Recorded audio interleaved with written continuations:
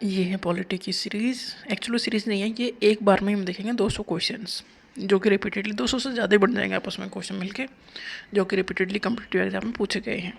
तो सबसे simple question और सबसे गलत होने वाला क्वेश्चन ये है कि parliament of India consist of, parliament of India में क्या क्या आता है। लोकसभा राज्यसभा आता ही सभी को पता है, बट प्रेसिडेंट भी पार्लियामेंट के ही पार्ट हैं। और ये क्वेश्चन अक्सर गलत होता है। और सबसे ईजी क्वेश्चन और सबसे गलत होने वाला क्वेश्चन ये है, parliament of India consist of president, Rajya Sabha and Lok Sabha, तीनों मिला के ही पार्लियामेंट बनाते हैं। राज्यसभा का दूसरा नाम है काउंसिल ऑफ स्टेट्स, क्योंकि स्टेट्स से यहाँ पर मेंबर आते हैं। ये अपर हाउस, सेकंड चैम्बर, ये house of elders, council of state को कहते हैं। अपर हाउस, सेकंड चैम्बर, ये house of elders. Lok Sabha, Lok Sabha मतलब हाउस ऑफ पीपल, मतलब ये पॉपुलर हाउस है, या इसे कहते हैं लोअर हाउस। फर्स्ट चैम्बर कहते हैं लोकसभा, लोकसभा में वो एमपी होते हैं जो इलेक्शन लड़के जीत के जाते हैं। राज्यसभा के लिए इलेक्शन ऐसे नहीं होते, मतलब राज्यसभा के एमपी के लिए हम वोट नहीं डालते, वो इनडायरेक्टली इलेक्टेड होते हैं। और हाउस जो लोकसभा है उसके एमपी, एमपी मतलब मेंबर ऑफ पार्लियामेंट, वो हैं जिनको हमने वोट डाल के जिता के भेजा है लोकसभा में।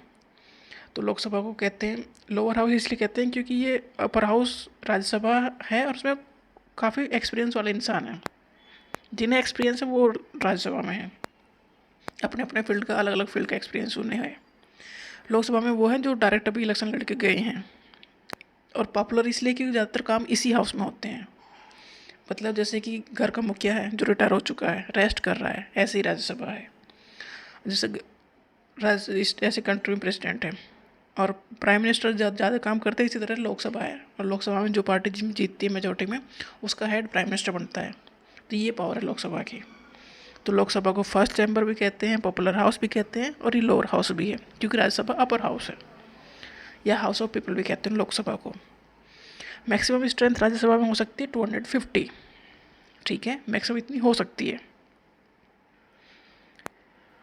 इसमें से जो 250 है उसमें से 12 मेंबर नॉमिनेटेड होंगे बाय द प्रेसिडेंट। राज्यसभा में 12 मेंबर नॉमिनेट करते हैं प्रेसिडेंट, जो अपने फील्ड के एक्सपर्ट हैं उन्हें। बट एक्चुअल में जो राज्यसभा की स्ट्रेंथ है वो है 245, मैक्सिमम 250 हो सकती है, बट एक्चुअल में है 245। और उसमें से 239 मेंबर्स स्टेट से आए हैं, 4 मेंबर यूनियन टेरिटरी को रिप्रेजेंट करते हैं, और 12 मेंबर वो हैं जिन्हें नॉमिनेट किया है प्रेसिडेंट ने, जो अपने फील्ड के एक्सपर्ट हैं। राज्यसभा एक परमानेंट बॉडी है, मतलब ये जैसे लोकसभा 5 साल में सब खत्म होगी, फिर दोबारा इलेक्शन होंगे, फिर वो मेंबर आएंगे जो भी इलेक्शन लड़ के आया है। बट राज्यसभा में ऐसा नहीं होता है, राज्यसभा के 1/3 मेंबर हर 2 साल में रिटायर हो रहे हैं, मतलब 2 साल में नए मेंबर आ रहे हैं 1/3 मेंबर। तो ऐसे ही 2 साल 6 साल में पूरा हाउस कंप्लीट हो जाता है, और ये ख़त्म भी नहीं होता, क्योंकि कोई ना कोई तो चल ही रहा है टर्म में। 1/3 मेंबर रिटायर हुए, 2/3 तो है ही हैं, फिर वो 1/3 आएंगे इलेक्टेड होके, मतलब इनडायरेक्टली इलेक्टेड होके। तो retiring member of the Rajya Sabha are eligible for re election, मतलब एक बार जो राज्यसभा का सदस्य बन गया, जरूरी है, ऐसा नहीं है कि वो दोबारा नहीं बन सकता, वो बन सकता है।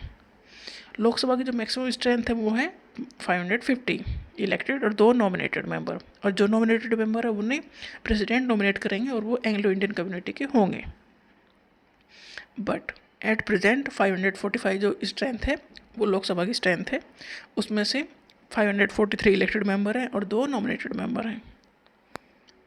राज्यसभा में 12 नॉमिनेटेड मेंबर हैं, लोकसभा में 2 नॉमिनेटेड मेंबर हैं, जिन्हें नॉमिनेट करते हैं प्रेसिडेंट। वह Lok Sabha dissolve, the speaker does not Venkat his office, speaker बना रहता है, और सब जब तक नई असेंबली नहीं बन, जब तक नई लोकसभा के मेंबर जीत के नहीं आते, जब तक स्पीकर अपने पोस्ट पर बना रहता है। Speaker is the presiding officer of the Lok Sabha, speaker कहीं बाहर से नहीं आता, जो लोकसभा के मेंबर है उसमें से जिससे ज़्यादा एक्सपीरियंस है मेंबर बने हुए का, जो ज़्यादा टाइम के लिए मेंबर रहा है, वो स्पीकर बनता है। पहले लोकसभा के स्पीकर थे गणेश वासुदेव मवलानकर, और 2 ही लेडीज़ औरतें हैं जो अब तक स्पीकर बनी है, Meira Kumar and Sumitra Mahajan. Speaker of the Lok Sabha has the sole and final power of deciding whether a bill is a money bill. देखो, मनी बिल की पावर स्पीकर के पास ज़्यादा है, स्पीकर ने कहा ये मनी बिल है तो है, अगर मना कर दिया तो नहीं है। मनी बिल को लेकर राज्यसभा के पास कुछ खास पावर नहीं है, तो मनी बिल लोकसभा में ही इंट्रोड्यूस होगा। मतलब जो मनी के मैटर हैं वो लोकसभा में इंट्रोड्यूस होंगे और राज्यसभा के पास जाएंगे बस सलाह लेने के लिए। तो money bill can not be introduce in Rajya Sabha.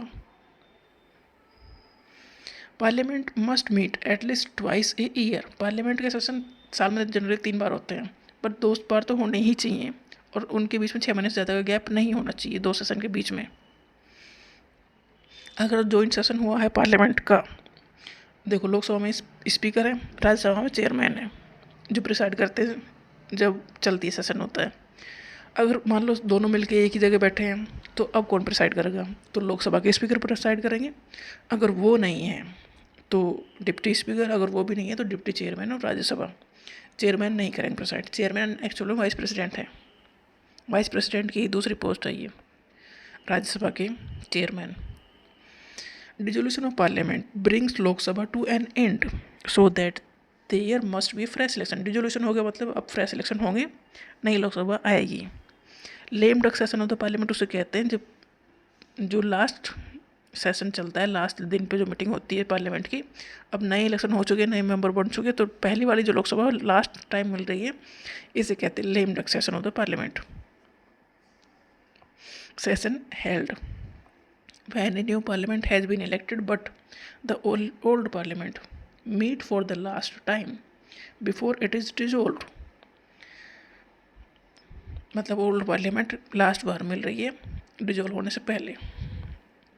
Van Lok Sabha is dissolve, जो भी बिजनेस मैटर है या जो भी बात चल रही है लोकसभा में वो लैप्स हो जाते हैं सब, क्योंकि जो काम पूरे हो गए तो ठीक है, जो काम डिस्कशन होके प्रेसिडेंट के पास चले गए ठीक है, राज्यसभा में चले गए डिस्कशन होके फाइनल के लिए चलो ठीक है, बट जो चीज़ें मिड में है डिस्कशन चल रहा है तो लोकसभा डिजोल्व हुई तो वो चीज़ें भी नई लोकसभा नई सिरे से उठाएगी, वो भी लैप्स हो जाएंगे सब। Council of minister is responsible to the Lok Sabha, मतलब काउंसिल ऑफ मिनिस्टर को आंसरेबल है लोकसभा में। मतलब लोकसभा में कौन है? मेंबर ऑफ पार्लियामेंट जो डिफरेंट एरिया की पब्लिक को रिप्रेजेंट कर रहे हैं वहाँ पर, तो काउंसिल ऑफ मिनिस्टर को आंसर देना है उन्हें। Confidence motion introduce by the ruling party to prove majority in the Lok Sabha. Confidence motion ruling party लेके आती है, ये दिखाती है कि हमारे पास मेजोरिटी है। No confidence motion opposition party लेके आएगी। If it is passed, no confidence motion अगर पास हो गया तो council of minister must resign from the office. अगर अपोजिशन पार्टी ने नो कॉन्फिडेंस मोशन पास कर दिया, ये प्रूफ कर दिया कि मेजोरिटी हमारे पास है, तो मतलब जिसके पास जो गवर्नमेंट चला रहा है उसके पास तो मेजोरिटी नहीं है, तो मतलब गवर्नमेंट को रिजाइन करना पड़ेगा। कॉन्फिडेंस मोशन लेके आएगी ruling party, no confidence motion लेके आएगी opposition party. No confidence motion pass होता है सिंपल मेजोरिटी से, मतलब जितने मेंबर आए हैं उनका 50% से एक ज़्यादा मेंबर पास कर दे तो हो जाएगा पास। इसलिए रूलिंग पार्टी के मेंबर ज़्यादा पहुँचते हैं लोकसभा में, नहीं तो पता लगा opposition party no confidence motion लेके आ गई अपने सारे मेंबर्स को लेके। एब्सोल्यूट मेजोरिटी किसे कहते हैं? जो टोटल स्ट्रेंथ है हाउस की उसका 50% + 1, ये होगा एब्सोल्यूट मेजोरिटी। इफेक्टिव मेजोरिटी किसे कहते हैं? इफेक्टिव स्ट्रेंथ का 50% + 1। इफेक्टिव स्ट्रेंथ वो स्ट्रेंथ है जिसमें जो टोटल स्ट्रेंथ है उससे वैकेंसी को हटा दो। मतलब कुछ मेंबर ऐसे हैं जो नहीं है, जो उनकी सीट खाली हो गई, मान लो डेथ हो गई किसी की और फ्रेश उसकी इलेक्शन नहीं हुए हैं, तो वो सीट खाली है, तो उन सीट को छोड़ के जो भी टोटल स्ट्रेंथ है उसका 50% + 1 वो इफेक्टिव मेजोरिटी हो गई। सिंपल मेजोरिटी जितने मेंबर प्रेजेंट हैं वो 50% उसको वो वोट डालेंगे, उसका 50% + 1। Special majority 2/3 of member present and voting, जो मेंबर प्रेजेंट है उसका 2/3 अगर पास कर दें तो स्पेशल मेजोरिटी से पास, अगर 50% पास कर दें तो सिंपल मेजोरिटी से pass. Censure motion if it is passed in the Lok Sabha, the council of ministers need not resign from the office। Censure motion if it is passed in the Lok Sabha, the council of ministers must not need not resign from the office। अगर censure motion pass हुआ तो minister को resign करने की जरूरत नहीं है। Censure motion can be moved against an individual minister और a group of minister. Censure motion किसी एक मिनिस्टर के खिलाफ भी लेके आ सकते हैं या किसी ग्रुप ऑफ मिनिस्टर के खिलाफ भी लेके आ सकते हैं, मतलब ये एक चेतावनी से सरकार को। कि तुम ध्यान नहीं दे रहे हो, ध्यान दो, या इंटर काउंसिल ऑफ मिनिस्टर के खिलाफ भी सेंसर मोशन लेके आया जा सकता है। एडजर्नमेंट किसे कहते हैं? ये टर्मिनेट करता है, only terminate a sitting and not a session of the house. Adjournment मतलब जो आज बहस चल रही थी पार्लियामेंट में, अगर लड़ाई झगड़ा हो गया तो एडजर्नमेंट लेके आ गया स्पीकर, इसका मतलब आज का सेशन खत्म हुआ है, कल से काम रेगुलर चलेंगे। एडजर्नमेंट साइन डाई मतलब स्पीकर ने कह दिया कि भाई जब तक मैं नहीं बुलाऊंगा जब तक नया सेशन नहीं है, नई मीटिंग नहीं होगी पार्लियामेंट की, मतलब टाइम नहीं बताया गया, इंडेफिनेट पीरियड के लिए हुआ ये, तो इसे कहते हैं adjournment sine die, terminate a sitting of parliament for an indefinite period. Prorogation, terminate a session of the house by the president of India. Prorogation मतलब टर्मिनेट, पूरा सेशन ही टर्मिनेट कर दिया प्रेसिडेंट ऑफ इंडिया ने, तो उसको कहते हैं प्रोरोगेशन। कोरम क्या है? A minimum number of members whose presence is essential for, मतलब 10% मेंबर होने चाहिए पार्लियामेंट का काम शुरू होने के लिए, मतलब पार्लियामेंट में बिजनेस शुरू होने के लिए, मतलब बातचीत शुरू होने के लिए, पार्लियामेंट में जो काम चलते हैं, डिस्कशन चलते हैं, उसके लिए कम से कम 1/10 मेंबर आने चाहिए टोटल के। अगर नहीं आए हैं तो फिर काम नहीं होंगे आज के, इसलिए इसे कहते हैं कोरम। मिनिमम कितने मेंबर होने चाहिए। क्वेश्चन आवर इन पार्लियामेंट, जो पहला घंटा है जब पार्लियामेंट में जाते हैं, पहला घंटा है, उसमें क्वेश्चन पूछे जाते हैं, इसलिए इसे कहते हैं क्वेश्चन आवर। स्टेट क्वेश्चन वो क्वेश्चन होते हैं जिनके ओरल आंसर रिक्वायर्ड होते हैं, और 1 member can ask only 1 state question in a day. एक मेंबर एक दिन में एक क्वेश्चन ही पूछेगा ओरली, बस काम खत्म। अनस्टेट क्वेश्चन वो है जिनके आंसर रिटर्न में देने होते हैं। क्वेश्चन आवर के बाद आता है 0 आवर का पीरियड। ये क्वेश्चन अच्छा है, 0 आवर का पीरियड टाइम कब आता है, तो क्वेश्चन आवर के बाद पार्लियामेंट में 0 आवर होता है। बेरोबरी केस 1960 में सुप्रीम कोर्ट ने कहा कि प्रियम्बल कॉन्स्टिट्यूशन का पार्ट नहीं है। काफ़ी अच्छा क्वेश्चन है। बेरोबरी केस में 1960 में सुप्रीम कोर्ट ने कहा कि प्रियम्बल कॉन्स्टिट्यूशन का पार्ट नहीं है, जबकि केशवानंद भारती केस में 1973 में सुप्रीम कोर्ट ने फिर डिक्लेयर किया कि नहीं भाई, प्रियम्बल तो कॉन्स्टिट्यूशन का पार्ट है। N.A. पालकीवाला के अकॉर्डिंग प्रियम्बल आइडेंटिटी कार्ड है कॉन्स्टिट्यूशन का। 42nd कॉन्स्टिट्यूशनल अमेंडमेंट एक्ट जो क्या है 1976 में, इसमें कॉन्स्टिट्यूशन में बहुत सारे चेंज किए गए।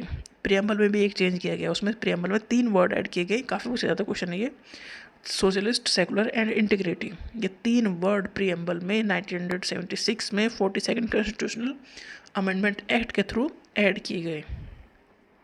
प्रियम्बल इन्फोर्सेबल नहीं है, मतलब एक ये है कि हाँ, जैसे कि हमारी मोरलिटी है वो होनी चाहिए, बट हमारे ऊपर कोई ये दंड नहीं लगा सकता अगर हम मोरलिटी नहीं दिखा रहे हैं। तो ऐसी ही प्रियम्बल है कि इस कोर्ट को ध्यान में रखना है, प्रियम्बल को उसके अकॉर्डिंग काम करना है, बट उस कोर्ट को कोई सज़ा नहीं मिलेगी अगर वो मतलब नहीं फॉलो कर पाते हैं। तो प्रियम्बल इन्फोर्सेबल नहीं है, जैसे फंडामेंटल राइट है इन्फोर्सेबल है। प्रियम्बल का आइडिया आया यूएसए के कॉन्स्टिट्यूशन से। Social, economic and political justice का आइडिया है रशिया के रिवोल्यूशन से। फ्रेंच रिवोल्यूशन से आया idea liberty, equality and fraternity का। प्रियम्बल हम जो हमारी कॉन्स्टिट्यूशन की है वो ऑब्जेक्टिव रेजोल्यूशन से लिया गया है, जो कि पंडित जवाहरलाल नेहरू ने अडॉप्ट किया था कॉन्स्टिट्यूंट असेंबली में इन 1946 में। प्रियम्बल को कहा जाता है कॉन्स्टिट्यूशन की सोल, आत्मा। प्रियम्बल कॉन्स्टिट्यूशन की आत्मा है। Preamble state that the constitution derive it's authority from the people of India. मतलब कॉन्स्टिट्यूशन को इसकी पावर कहाँ से मिली है? पीपल ऑफ इंडिया से मिली है। मतलब कॉन्स्टिट्यूशन को पावर जो मिली है वो लोगों से मिली है। एज पर प्रियम्बल कॉन्स्टिट्यूशन को अडॉप्ट किया गया 26 नवंबर 1949 को। टिल नाउ प्रियम्बल में सिर्फ एक बार ही कुछ अमेंडमेंट किया गया है, मतलब 1976 में 42nd कॉन्स्टिट्यूशनल अमेंडमेंट एक्ट के थ्रू 3 वर्ड ऐड किए गए प्रियम्बल में, socialist, secular and integrity.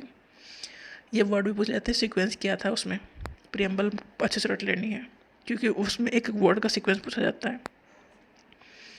Sovereign मतलब हमारे ऊपर किसी और कंट्री का राज नहीं है। रिपब्लिक मतलब जो हमारा लीडर है, मतलब जो प्रेसिडेंट है वो राजा नहीं है, मतलब पब्लिक का राजा है। ये पोस्ट हेरिडिटरी नहीं है, प्रेसिडेंट हमने इलेक्ट करके भेजे हैं, इनडायरेक्टली इलेक्टेड हैं बट इलेक्टेड हैं।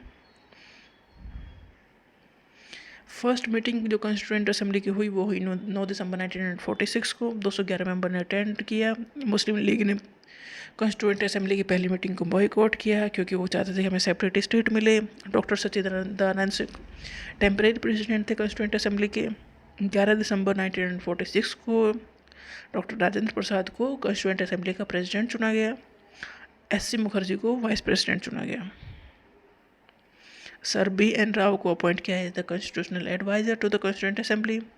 कॉन्स्टिट्यूशन ड्राफ्टिंग कमेटी के जो हेड थे वो थे डॉक्टर भीमराव अम्बेडकर, इसलिए कहते हैं कॉन्स्टिट्यूशन इन्होंने लिखा है। एक्चुअली जिस कमेटी ने लिखा था उसके ये हेड थे।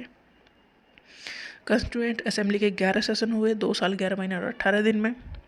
फाइनल सेशन हुआ कॉन्स्टिट्यूएंट असेंबली का 24 जनवरी 1950 को। 26 जनवरी 1950 को कॉन्स्टिट्यूशन लागू हो गया। कॉन्स्टिट्यूशन ऑफ इंडिया अडॉप्ट किया हमने 26 नवंबर 1949 को और लागू हुआ, केम इनटू इफेक्ट ऑन 26 जनवरी 1950 को। 26 नवंबर 1949 को अडॉप्ट किया, 2 महीने बाद 26 जनवरी 1950 को इफेक्ट में आया, लागू हुआ। ओरिजिनल जो कॉन्स्टिट्यूशन था उसमें प्रियम्बल थी, 395 आर्टिकल थे, 22 पार्ट थे और 8 शेड्यूल थे। फिर आगे बढ़ के चेंज होते चले गए, 12 शेड्यूल हो गए और आर्टिकल तो 400 450 ज़्यादा हो रहे हैं अब। नेशनल फ्लैग को अडॉप्ट किया गया 22 जुलाई 1947। नेशनल एंथम और नेशनल सॉन्ग अडॉप्ट किए गए 24 जनवरी 1950। डॉक्टर राजेंद्र प्रसाद को पहला प्रेसिडेंट चुना गया 24 जनवरी 1950 को। Part 3 of the Indian constitution fundamental right को बिलोंग करते हैं, मतलब पार्ट 1 में यूनियन एंड टेरिटरी है, 2 में सिटीजनशिप है, पार्ट 3 में फंडामेंटल राइट्स। आर्टिकल 31 को डिलीट किया गया by 44th constitutional amendment act. Article 31 में था राइट टू प्रॉपर्टी, ये भी फंडामेंटल राइट के अंदर आता था पहले, पर इसे वहाँ से रिमूव किया गया 44th अमेंडमेंट एक्ट 1978 में। मतलब राइट टू प्रॉपर्टी को फंडामेंटल राइट से बाहर निकाला गया और लीगल राइट बनाया गया, क्योंकि अगर पहले सड़क बनानी है हमें तो बहुत सारे किसानों की ज़मीन जाते थे, और अगर ये फंडामेंटल राइट है तो किसान ज़मीन दे या ना दे उसकी मर्जी है, तो भाई सड़क कैसे निकलेगी फिर, तो इसलिए इसे हटाया गया यहाँ से। राइट टू प्रॉपर्टी को फंडामेंटल राइट की लिस्ट से हटाया गया, इतना इफेक्ट है फंडामेंटल राइट का। तो कॉन्सेप्ट ऑफ इक्वलिटी हमने लिया यूके कॉन्स्टिट्यूशन, मतलब ब्रिटिश कॉन्स्टिट्यूशन से कॉन्सेप्ट आया इक्वलिटी का। आर्टिकल 20 और 21 जो है can not be suspended during a national emergency. National emergency है तभी भी आर्टिकल 20 और 21 की पावर जो हमें मिली है वो हमसे नहीं छीनी जा सकती, मतलब जो हमारे राइट्स हैं वो। Right to constitutional remedies 32 article है, ये से कहा गया heart and soul of the Indian constitution, आत्मा और हृदय है। आर्टिकल 32 कॉन्स्टिट्यूशनल रेमेडीज़, अगर हमारे फंडामेंटल राइट वायलेट हो रहे हैं तो इसके अकॉर्डिंग हम सीधे सुप्रीम कोर्ट जा सकते हैं। सुप्रीम कोर्ट को बताएंगे कि हमारे फंडामेंटल राइट छीने जा रहे हैं और सुप्रीम कोर्ट हमें वो राइट दिलवाएंगे। इसलिए इस आर्टिकल को कहा गया, अधिकार दिया गया हमें, तो इस आर्टिकल को कहा गया heart and soul of the Indian constitution.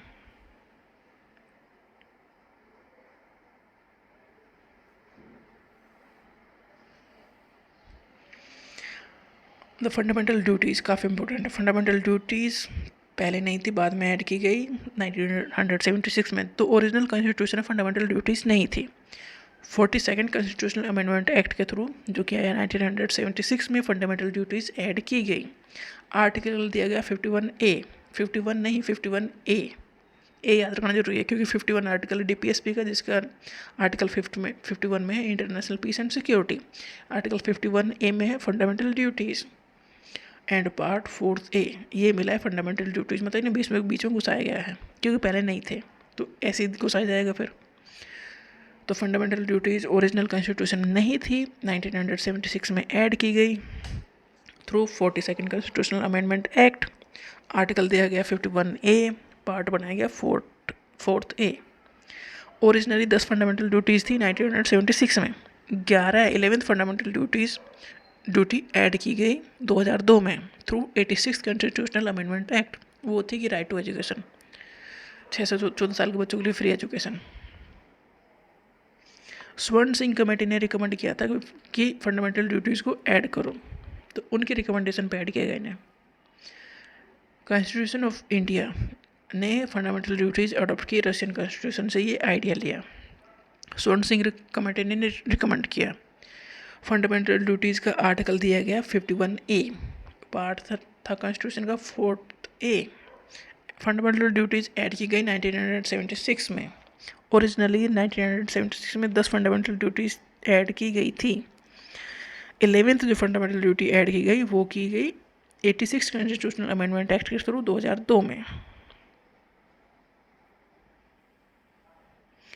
Minimum age required to be eligible for the office of the president. President बनने के लिए कम से कम 35 साल की उम्र होनी चाहिए। For the election of the president, इसे कौन इन्हें चुनता है? Elected member of both house of the parliament. देखो, प्रेसिडेंट के इलेक्शन में कौन वोट डाल सकता है? देखो, इनडायरेक्टली ये इलेक्टेड होते हैं, हम वोट नहीं डालते, बट जिनको हमने जिताया है वो इनके इलेक्शन में वोट डालते हैं। तो प्रेसिडेंट के इलेक्शन में दो बोथ हाउस हैं पार्लियामेंट के, लोकसभा एंड राज्यसभा, उसके जो इलेक्टेड मेंबर, नॉमिनेटेड नहीं, क्योंकि प्रेसिडेंट ही उन्हें नॉमिनेट करते हैं, तो वो तो वोट डालेंगे नहीं इसमें। इलेक्टेड मेंबर लोकसभा के, राज्यसभा का, स्टेट लेजिस्लेटिव असेंबलीज़ के, और दिल्ली और पौंडीचेरी यूनियन टेरिटरी 2 ही ली गई हैं। तो ये सारे वोट डालते हैं प्रेसिडेंट के इलेक्शन में। प्रेसिडेंट को ओथ कौन दिलाएगा? वो दिलाएंगे चीफ जस्टिस ऑफ इंडिया। अगर वो नहीं है तो सीनियर मोस्ट जज जो है सुप्रीम कोर्ट को, वो ओथ दिलाएंगे प्रेसिडेंट को। अगर प्रेसिडेंट को रिजाइन करना है तो वाइस प्रेसिडेंट को अपना रेजिग्नेशन लेटर वो देंगे। आर्टिकल 61 डील करता है impeachment procedure. Article 61 of Indian constitution में दिया गया है, अगर प्रेसिडेंट को हटाना पड़ा उनके पद से तो क्या प्रोसीजर लेना है। तो इम्पीचमेंट प्रोसीजर दिए गए हैं आर्टिकल 61 में, प्रेसिडेंट का इम्पीचमेंट। प्रेसिडेंट का टर्म 5 साल का है। प्रेसिडेंट दोबारा री इलेक्ट हो सकते हैं। प्रेसिडेंट राज्यसभा में 12 मेंबर नॉमिनेट करते हैं जिनका स्पेशल नॉलेज है लिटरेचर, साइंस या सोशल सर्विस में। 2 मेंबर नॉमिनेट करते हैं लोकसभा में जो कि एंग्लो इंडियन कम्युनिटी के हैं। Chief justice of India president अगर नहीं है और वाइस प्रेसिडेंट भी नहीं है तो इनके ऐसा नहीं है कि ये खाली रहेंगे post, chief justice of India इनके काम करेंगे। फिर वाइस प्रेसिडेंट को ओथ दिलाते हैं president. Vice president as ex officio chairman of Rajya Sabha काम करते हैं। वाइस प्रेसिडेंट के इलेक्शन में सिर्फ एमपी ही वोट डालते हैं, इलेक्टेड एंड नॉमिनेटेड बोथ, मतलब राज्यसभा एंड लोकसभा के जो एमपी हैं सिर्फ उनका वोट डलता है वाइस प्रेसिडेंट के इलेक्शन में। एमएलए का कोई रोल इनके इलेक्शन में नहीं है। वाइस प्रेसिडेंट को रिमूव करने के लिए एक रेजोल्यूशन पास होता है राज्यसभा में बाई एब्ट से। अगर ये पास हो गया एब्सोल्यूट मेजोरिटी से तो इन्हें रिमूव करना आसान है। सुप्रीम कोर्ट डिसाइड करता है अगर कोई डिस्प्यूट है इलेक्शन में, वाइस प्रेसिडेंट या प्रेसिडेंट के इलेक्शन में कोई डिस्प्यूट है तो ये सुप्रीम कोर्ट डिसाइड करेगा, देखेगा। प्रेसिडेंट को ओथ दिलाएंगे chief justice of supreme court. President को अगर रेजिग्नेशन लेटर देना है वो देंगे वाइस प्रेसिडेंट को। वाइस प्रेसिडेंट को ओथ दिलाएंगे प्रेसिडेंट। अगर वाइस प्रेसिडेंट को रिजाइन करना है तो अपना रेजिग्नेशन लेटर देंगे प्रेसिडेंट को, क्योंकि वाइस प्रेसिडेंट के ऊपर तो प्रेसिडेंट है ही ना, प्रेसिडेंट के ऊपर कोई नहीं है, इसलिए chief justice of India. Governor को ओथ दिलाएंगे chief justice of high court. अगर गवर्नर को किसी केस में रिजाइन करना है तो वो अपना रेजिग्नेशन लेटर देंगे प्रेसिडेंट को देंगे। चीफ जस्टिस ऑफ इंडिया को ओथ भी दिलाएंगे प्रेसिडेंट। अगर उन्हें रिजाइन करना है तो वो रेजिग्नेशन लेटर देंगे प्रेसिडेंट को। प्राइम मिनिस्टर को ओथ दिलाएंगे प्रेसिडेंट। अगर प्राइम मिनिस्टर को रिजाइन करना है तो वो भी अपना रेजिग्नेशन लेटर देंगे प्रेसिडेंट को। पार्लियामेंट्री सिस्टम ऑफ गवर्नमेंट में प्रेसिडेंट के पास नॉमिनल नाम की एग्जीक्यूटिव पावर होती है, प्राइम मिनिस्टर के पास रियल पावर होती है। प्राइम मिनिस्टर को अपॉइंट करते हैं प्रेसिडेंट, बट अपनी मर्जी से नहीं करते। जिस पार्टी की मेजोरिटी होती है वो अपना लीडर चुनती है, उसे प्रेसिडेंट बनाते हैं प्राइम मिनिस्टर। और जो दूसरे मंत्री हैं उन्हें प्रेसिडेंट अपॉइंट करते हैं, बट प्राइम मिनिस्टर की एडवाइस से। टोटल मिनिस्टर कितने हो सकते हैं? जो लोकसभा की टोटल स्ट्रेंथ है उसके 15% से ज़्यादा नहीं होने चाहिए मंत्री। ऐसा नहीं है कि जो पार्टी जीती है वो बहुत सारे मंत्री बना दे। जो टोटल लोकसभा की स्ट्रेंथ है उसके 15% से ज़्यादा मंत्री नहीं होने चाहिए, उसमें पीएम भी इंक्लूडेड है 15% में। ये प्रोविज़न 2003 में आया through 91st constitutional amendment act. Council of minister collectively responsible है लोकसभा के लिए, मतलब काउंसिल ऑफ मिनिस्टर को आंसर देना है लोकसभा को। और जो सैलरी और अलाउंसेस मिलते हैं मिनिस्टर्स को वो पार्लियामेंट डिसाइड करती है कि कितनी मिलनी है, मतलब पार्लियामेंट के पास पावर है क्योंकि पार्लियामेंट पब्लिक को रिप्रेजेंट कर रही है। एक मिनिस्टर को मतलब एक किसी मेंबर को मिनिस्टर बनाया जा सकता है अगर वो एमपी नहीं है तो भी, बट 6 महीने से ज़्यादा के लिए नहीं बनाया जा सकता। मतलब कोई आउटसाइडर है जो एमपी नहीं है या एमपी का इलेक्शन नहीं जीतता है, उसे मंत्री बना सकते हैं, बट 6 महीने से के बाद उसे रिजाइन करना पड़ेगा या फिर मेंबर बनना पड़ेगा। President administer the oath of office and secrecy to the ministers. Minister को ओथ प्रेसिडेंट ही दिलाते हैं। Any minister who has the right to speak in, देखो कोई भी मिनिस्टर है, वो लोकसभा का मेंबर होगा या राज्यसभा का मेंबर होगा, तो वो दोनों हाउस में जा सकता है, अपनी डिस्कशन कर सकता है, टॉपिक पर बोल सकता है जहाँ पर जो टॉपिक वहाँ चल रहा है। बट अगर वोट हो रही है तो वोट नहीं डाल सकता, वो वोट उसी हाउस में डालेगा जिस हाउस का वो मेंबर है। अगर प्राइम मिनिस्टर रिजाइन कर देते हैं तो काउंसिल ऑफ मिनिस्टर डिजोल्व हो गई, मतलब सरकार गिर गई। किचन कैबिनेट या इनर कैबिनेट कहते हैं, जो प्राइम मिनिस्टर के आसपास 10-15 मिनिस्टर्स होते हैं, वो 15 वो मिलके डिसीजन ले लें, तो इसे कहते हैं किचन कैबिनेट या inner cabinet. Governor of state को अपॉइंट करते हैं प्रेसिडेंट, और गवर्नर का जो टर्म है वो कॉन्स्टिट्यूशन में नहीं दिया है, तो प्रेसिडेंट के ऊपर वो कब तक रखते हैं, जनरली 5 साल के लिए रखते हैं। इनकी कम से कम 35 ईयर्स की एज होनी चाहिए गवर्नर बनने के लिए, और जिस स्टेट के वो जिस स्टेट से भी वो बिलोंग करते हैं उस स्टेट के गवर्नर उन्हें नहीं बनाया जाएगा, क्योंकि नहीं तो वो फिर पॉलिटिक्स में इंटरफेयर करेंगे। एक से ज़्यादा बार गवर्नर बन सकते हैं, मतलब एक टर्म पूरा हो गया तो दूसरे टर्म में गवर्नर बन सकते हैं, ऐसी कोई रुकावट नहीं है। अगर गवर्नर को रिजाइन करना चाहते हैं तो रिजाइन कर सकते हैं, प्रेसिडेंट को रेजिग्नेशन लेटर दे सकते हैं अपना। जैसे कि यहाँ पार्लियामेंट की लोकसभा एंड राज्यसभा है, ऐसे ही 5-6 स्टेट में, 6 स्टेट में लगभग ये है 2 हाउस हैं, और सारे स्टेट्स में नहीं है। यूपी, बिहार, कर्नाटक, महाराष्ट्र, आंध्र प्रदेश, तेलंगाना, ये 6 स्टेट्स हैं। इनमें है लेजिस्लेटिव काउंसिल, लेजिस्लेटिव असेंबली तो सभी स्टेट में है, और लेजिस्लेटिव काउंसिल सिर्फ इन 6 स्टेट्स में है, मतलब इसमें 2 हाउस हो गए 6 स्टेट्स में, यूपी, बिहार, कर्नाटक, महाराष्ट्र, आंध्र प्रदेश एंड तेलंगाना। तो जो लेजिस्लेटिव काउंसिल है उसके इलेक्शन डायरेक्टली नहीं होते, इनडायरेक्टली वहाँ पर मेंबर आते हैं। तो गवर्नर भी 1/6 मेंबर नॉमिनेट करते हैं लेजिस्लेटिव काउंसिल के लिए, जिनका स्पेशल योगदान है अपने फील्ड में, जैसे लिटरेचर में है या सोशल सर्विस में है, साइंस में है, किसी भी फील्ड में जो स्पेशल योगदान है, उनमें से मतलब जो स्ट्रेंथ है काउंसिल की, लेजिस्लेटिव काउंसिल की, उसका 1/6 मेंबर तो गवर्नर नॉमिनेट कर देते हैं। स्टेट की जो लेजिस्लेटिव असेंबली है उसमें भी गवर्नर एक मेंबर नॉमिनेट कर देते हैं जो एंग्लो इंडियन कम्युनिटी का हो, मतलब जो ब्रिटिशर्स यहाँ रह गए उनको रिप्रेजेंट करने वाला कोई है तो उन्हें वो नॉमिनेट करते हैं स्टेट की असेंबली में। स्टेट में बनते हैं MLA, member of legislative assembly. Centre में बनते हैं MP, member of parliament. President में ट्रांसफर ए गवर्नर, अगर एक स्टेट के गवर्नर को दूसरे स्टेट का गवर्नर बनाया जा सकता है for the rest of the term, ये प्रेसिडेंट के पास पावर है। गवर्नर स्टेट के चांसलर, जो स्टेट की जो यूनिवर्सिटीज़ हैं उसका उनके चांसलर के फॉर्म में होते हैं, ठीक है। तो वो काम करने के लिए वहाँ पर वाइस चांसलर को अपॉइंट करते हैं। Governor has been made only nominal executive, देखो जैसे प्रेसिडेंट है नॉमिनल पावर है, ऐसे ही गवर्नर के पास भी स्टेट में नॉमिनल पावर है, रियल पावर सीएम के पास है। Council of minister headed by chief minister, ऐसे ही सेंटर में council of minister headed by prime minister. CM shall be appointed, chief minister shall be appointed by the governor and other ministers shall be appointed by the governor on the advice of CM। देखो CM को appoint करेंगे governor, but इनके ऊपर ही depend नहीं करता, ये party जो majority में जीती है वो अपना मेंबर बताती है, उससे वो ओथ दिलाते हैं चीफ मिनिस्टर की, और दूसरे मंत्री भी चीफ मिनिस्टर के एडवाइस से बनाते हैं। अगर डेथ हो गई चीफ मिनिस्टर की तो पार्टी जो जीती है वो तो अपना दूसरा कैंडिडेट खड़ा कर देगी कि वो इसे CM बनाया जाए, तो गवर्नर उसे ओथ दिलाएंगे। गवर्नर के ऊपर डिपेंड नहीं करता कि मैं बनाऊँ या ना बनाऊँ, गवर्नर को ये फॉर्मेलिटी करनी है कि उसे ओथ दिलानी है, ये पार्टी के ऊपर डिपेंड करता है जो मेजोरिटी में जीती है वो किसे CM बनाना चाहती है। जो चीफ मिनिस्टर है उसे सैलरी या अलाउंसेस कितने मिलेंगे ये स्टेट की जो लेजिस्लेटिव असेंबली है वो डिटरमाइन करती है।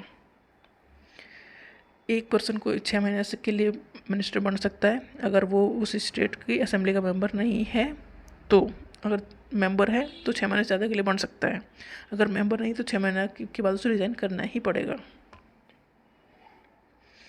Council of minister shall be collectively responsible to the state की legislative assembly. Council of minister को आंसरेबल है किसके लिए? स्टेट की जो असेंबली है उन्हें आंसर देना है, मतलब जो मंत्री बना है, ऐसा नहीं कि वो राजा बन गया है, उसे आंसर देना है असेंबली में जाके अगर क्वेश्चन पूछे जाएंगे वो, क्योंकि पब्लिक को रिप्रेजेंट करने वाले बैठे हैं वहाँ पर।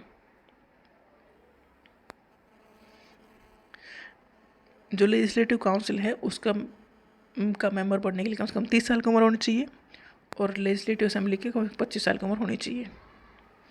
यूपी, बिहार, कर्नाटक, महाराष्ट्र, आंध्र प्रदेश एंड तेलंगाना वो 6 स्टेट्स में जिसमें बाई कैमरल लेजिस्लेचर है, मतलब लेजिस्लेटिव असेंबली सभी स्टेट में है, इनमें लेजिस्लेटिव काउंसिल भी है। Legislative assembly must have at least 60 member.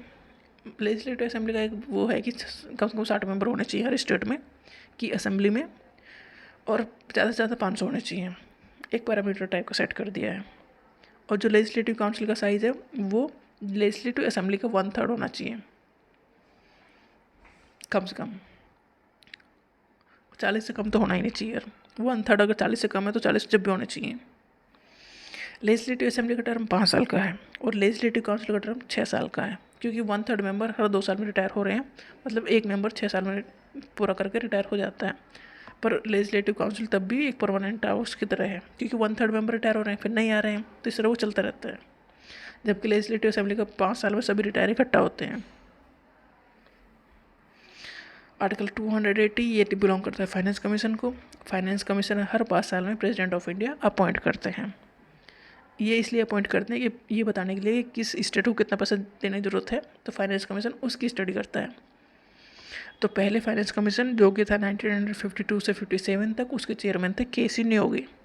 अभी चल रहा है 16th फाइनेंस कमीशन, इसके चेयरमैन है अरविंद पनगारिया। चेयरमैन दोनों ही काफ़ी इंपॉर्टेंट पूछे जाते हैं। फाइनेंस कमीशन अपने रिपोर्ट सबमिट करते हैं प्रेसिडेंट ऑफ इंडिया को। फाइनेंस कमीशन में है एक चेयरमैन और 4 अदर मेंबर होते हैं जिन्हें अपने अपने फील्ड का नॉलेज होते हैं। जैसे चेयरमैन है फाइनेंस कमीशन के, उन्हें एक्सपीरियंस होना चाहिए पब्लिक अफेयर्स में। और जो मेंबर्स हैं 4 मेंबर्स हैं उसमें से एक जज होना चाहिए हार्ड कोर्ट का, एक को स्पेशल नॉलेज होनी चाहिए फाइनेंस की, एक को एक्सपीरियंस होना चाहिए फाइनेंशियल मैटर एंड एडमिनिस्ट्रेशन में, और एक इंसान को नॉलेज होनी चाहिए इन इकोनॉमिक्स। तो फाइनेंस कमीशन का जो एक चेयरमैन है और 4 मेंबर्स हैं, काफ़ी एक्सपर्ट मेंबर फाइनेंस के मैटर में। फाइनेंस कमीशन के मेंबर्स एलिजिबल हैं रीअपॉइंटमेंट के लिए, दोबारा बन सकते हैं, वो बनाने वाले हैं प्रेसिडेंट 5 साल के लिए। फाइनेंस कमीशन रेस्पॉन्सिबल है किसके लिए? रिकमेंडेशन देने के लिए है कि कितना टैक्स रेवेन्यू डिस्ट्रीब्यूट करना है between union and the states and between states themselves.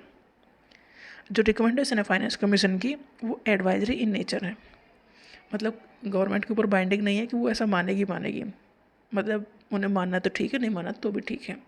बस फाइनेंस कमीशन एक रिपोर्ट सबमिट करता है कि इस स्टेट को इतना पैसा जाना चाहिए टैक्सेस से।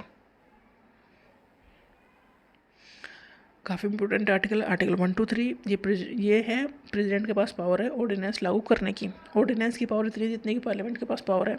जब पार्लियामेंट के दोनों हाउस सेशन में नहीं है और किसी इमीडिएट एक्शन लेना है किसी पर, तो ऑर्डिनेंस लागू किया जाता है। और जैसे ही पार्लियामेंट सेशन में आएगी तो ऑर्डिनेंस ख़त्म हो जाएगा, या फिर मतलब ऑर्डिनेंस ख़त्म होना ही होना है, या तो वो एक्ट बना दे नहीं तो ऑर्डिनेंस अपने आप ख़त्म हो जाएगा। आर्टिकल 123 प्रेसिडेंट के पास पावर है ऑर्डिनेंस लागू करने की, ऐसी ही पावर गवर्नर के पास है। आर्टिकल 213 ऑर्डिनेंस कब लेके आता है?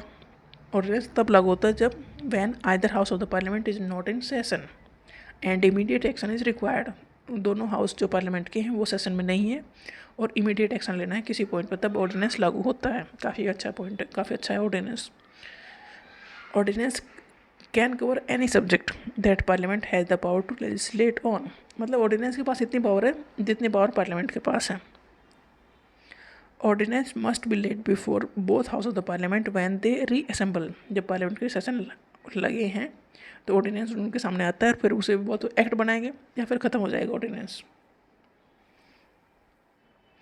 If both the house of the parliament approve करते ऑर्डिनेंस को तो ये एक्ट बन जाएगा immediately. Ordinance automatically cease to operate after 6 weeks from the date of reassembly of the parliament. अगर पार्लियामेंट कोई एक्शन नहीं लेती है तो 6 वीक के अंदर पार्लियामेंट जब सेशन में आई है ऑर्डिनेंस अपने आप खत्म हो जाएगा। तो मैक्सिमम लाइफ जो ऑर्डिनेंस की वो है 6 महीने और 6 वीक्स, क्योंकि 2 सेशन के बीच में 6 मंथ से ज़्यादा गैप हो नहीं सकता। तो 6 महीने वो हो गए ऑर्डिनेंस के, और जो पार्लियामेंट सेशन में आई है उसके 6 वीक के अंदर ऑर्डिनेंस ख़त्म हो जाएगा, या तो फिर पार्लियामेंट उसे एक्ट बना दे। ऑर्डिनेंस तो नहीं रहेगा वो। प्रेसिडेंट कैन प्रमलगेट और withdraw ordinance only on the advice of the council of minister. Council of minister इसमें हेल्प करेगी और प्रेसिडेंट इसे कभी भी हटा सकते हैं, बट काउंसिल ऑफ मिनिस्टर से पूछ के। आर्टिकल 324 है, ये है इलेक्शन कमीशन ऑफ इंडिया के बारे में। इलेक्शन कमीशन ऑफ इंडिया के पास पावर किस चीज़ की है? तो ये पार्लियामेंट के इलेक्शन करवाएंगे, स्टेट लेजिस्लेटिव असेंबली के इलेक्शन कराएंगे, प्रेसिडेंट के इलेक्शन कराएंगे और वाइस प्रेसिडेंट के इलेक्शन कराएंगे। कौन? Election commission of India. Article 324, election commission of India is not concern with the election to panchayat और म्यूनसिपालिटीज। पंचायत और म्यूनसिपालिटीज के इलेक्शन कमीशन ऑफ इंडिया नहीं कराता, स्टेट खुद कराते हैं। इलेक्शन कमीशन में कौन है? एक तो चीफ इलेक्शन कमिश्नर है और 2 और कमिश्नर हैं।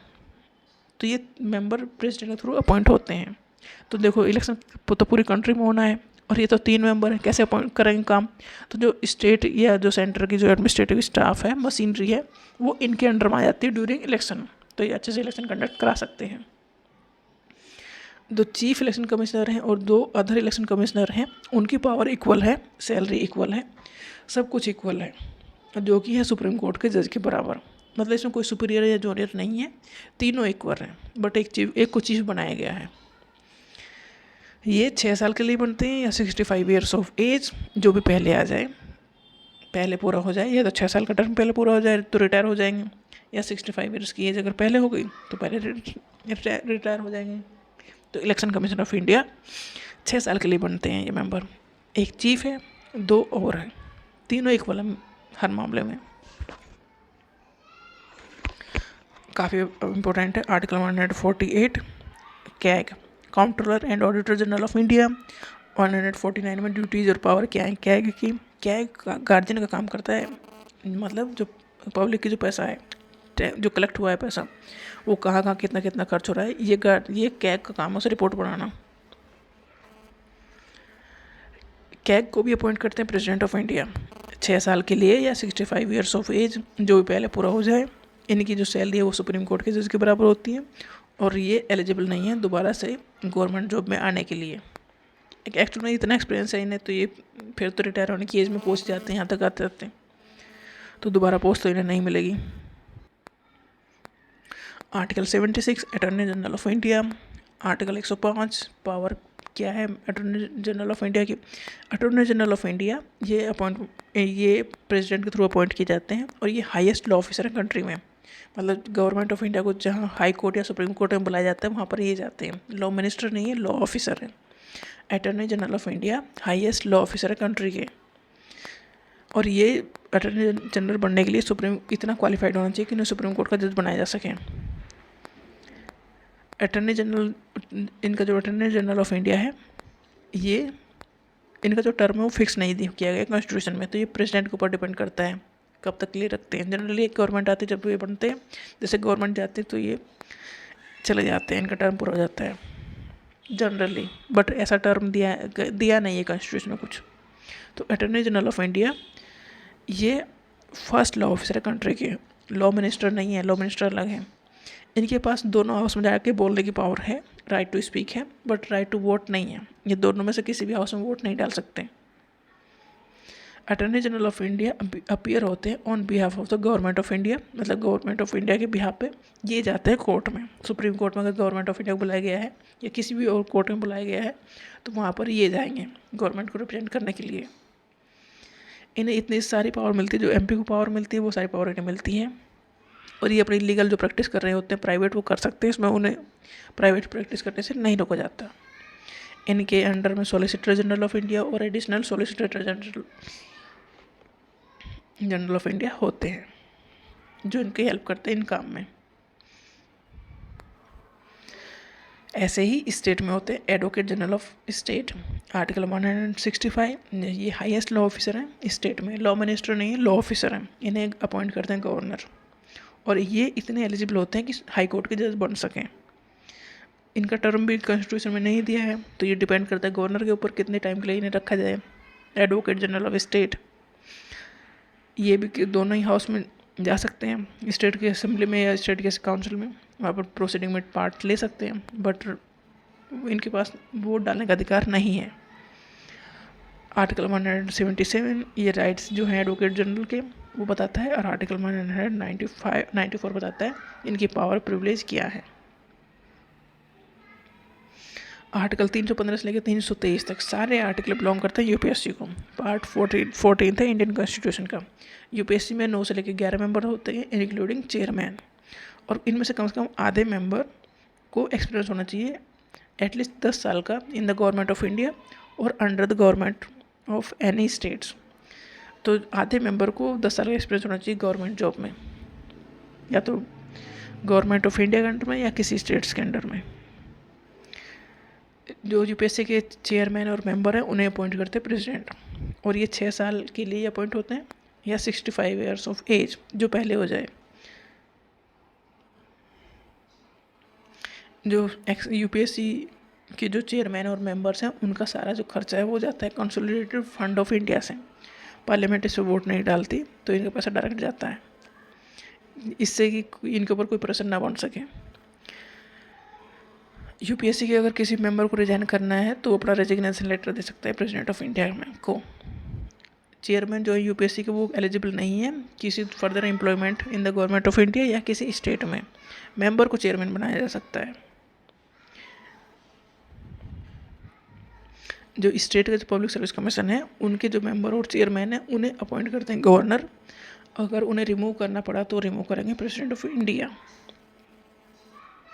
स्टेट का जो पब्लिक सर्विस कमीशन है वो 6 साल के लिए बनते हैं या 62 ईयर्स ऑफ एज जो पहले आ जाए। जॉइंट पब्लिक सर्विस कमीशन अगर 2 स्टेट का कॉमन बनाना पड़ा तो प्रेसिडेंट ही उन मेंबर को अपॉइंट करेंगे, और प्रेसिडेंट के पास ही पावर है उन्हें रिमूव करने की, और प्रेसिडेंट ही ये डिफाइन करेंगे कितने मेंबर बनाने हैं। Article 315 public service commission for the union and the state. 316 में अपॉइंटमेंट कैसे करने हैं, 317 में रिमूवल कैसे करना है, और 320 में क्या इनके काम है, फंक्शन क्या है पब्लिक सर्विस कमीशन में, काफ़ी इंपॉर्टेंट है। 315 में कैसे बनाना है पब्लिक सर्विस का यूपीएससी और स्टेट पीसीएस। 316 में अपॉइंटमेंट, 317 में रिमूवल का क्या प्रोसीजर है, और 320 में फंक्शन क्या है। आर्टिकल 124 से लेकर 147 तक सारे आर्टिकल हैं सुप्रीम कोर्ट को बिलोंग करते हैं। पार्ट 5 है इंडियन कॉन्स्टिट्यूशन का। जो एवरी जज ऑफ सुप्रीम कोर्ट है उन्हें अपॉइंट करते हैं president of India after consulting chief justice of supreme court. Supreme court के चीफ जस्टिस से कंसल्ट करने के बाद प्रेसिडेंट सुप्रीम कोर्ट के जज को अपॉइंट करते हैं। सुप्रीम कोर्ट का जज बनने के लिए पहली बात तो सिटीजन ऑफ इंडिया होना चाहिए, और एटलीस्ट किसी हाई कोर्ट में 5 साल के लिए जज होना चाहिए, या 10 साल का एडवोकेट का एक्सपीरियंस होना चाहिए। एक चीज़ होनी चाहिए, या तो 5 साल के लिए जज हो या 10 साल के लिए एडवोकेट हो। 65 ईयर्स के एज तक ये जज रहते हैं, उसके बाद रिटायर हो जाते हैं। ओरिजिनल ज्यूरिसडिक्शन से कहते हैं अगर कोई डिस्प्यूट सेंट्रल और स्टेट गवर्नमेंट के बीच हो गया तो ये केस डायरेक्ट जाएगा सुप्रीम कोर्ट, तो इसे कहते हैं ओरिजिनल ज्यूरिसडिक्शन। आर्टिकल 131 काफ़ी इंपॉर्टेंट है। मतलब या तो सेंट्रल गवर्नमेंट और स्टेट के बीच डिस्प्यूट हो जाए, या 2 स्टेट की गवर्नमेंट के बीच डिस्प्यूट हो जाए, तो ये केस किसी हाई कोर्ट में तो जाएगा नहीं, ये जाएगा सुप्रीम कोर्ट। इसलिए इसे कहते हैं ओरिजिनल ज्यूरिसडिक्शन। 131 आर्टिकल है। आर्टिकल 214 से लेकर 231 तक पार्ट 6 है, ये बिलोंग करते हैं हाई कोर्ट को। और एवरेज जज ऑफ हाई कोर्ट के जज को अपॉइंट करते हैं प्रेसिडेंट, बट उससे पहले ही कंसल्ट करते हैं चीफ जस्टिस ऑफ इंडिया से, उस स्टेट के गवर्नर से, और उस स्टेट के हाई कोर्ट के चीफ जस्टिस से, जब अपॉइंट करते हैं हाई कोर्ट के जज को। 62 ईयर्स की एज तक ये रहते हैं, उसके बाद रिटायर हो जाते हैं।